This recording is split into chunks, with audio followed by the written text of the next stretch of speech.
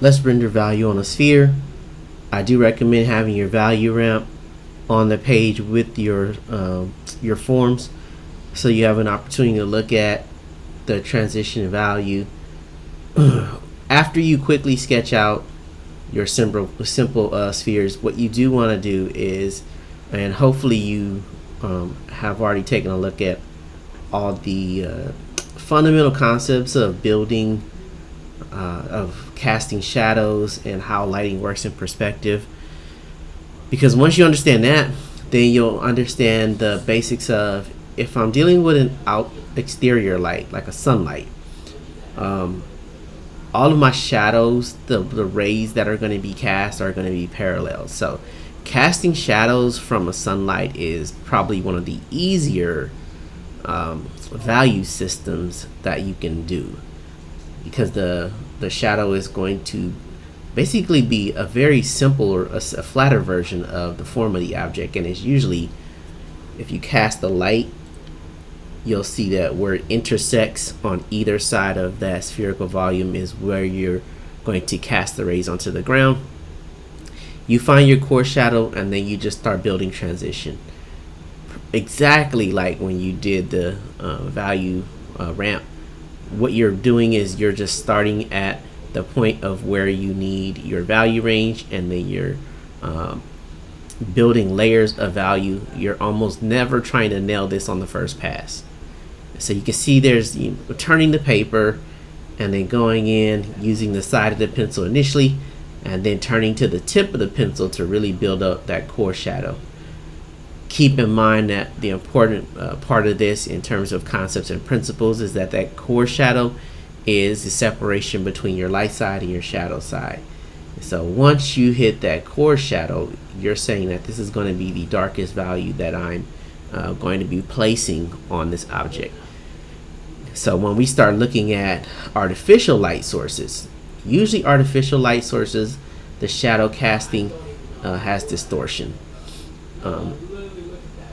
And it has a cone-like shape to it typically. So it has a point of origin, it casts out, and then you can again see where the intersection is effectively where my cone, where my core shadow is. It's super important. Man, I said super important for everything. But this is equally important, is you definitely want to be aware of where your light source is every time you do this, because you're going to have to draw from different angles. If it's hard for you to invent light sources, you can definitely take a look at some spherical objects in real life. Like if you've already had one of those basic drawing courses, usually they'll have you purchase like some styrofoam spheres, cubes, cones, and cylinders, and you can definitely use those to help you to make sense of how these concepts work. The most important thing about this, though, is that your goal is to do this from imagination as much as possible. So your shadow is not supposed to be insanely accurate. A broader goal of ours is to be able to guess about where do I think the shadow would cast, how far would it cast, and then you're just trying to render it in the most convincing way possible. Because at the end of the day, if it looks believable, then people are going to believe it. So that's our challenge, is to guesstimate as best as we can based off of where we think our light source is, and then we want to make sure we're looking at the proper elements of where our core shadow is, where our light side is, where our shadow side is, and that we're really building those value ranges and transitions.